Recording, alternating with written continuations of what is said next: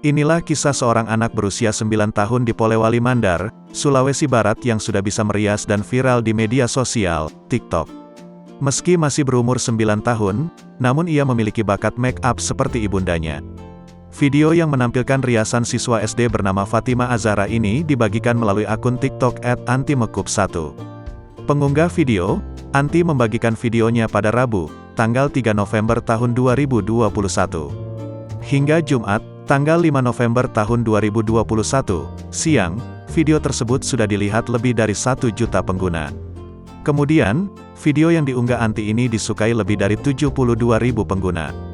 Beragam komentar pun disampaikan warganet.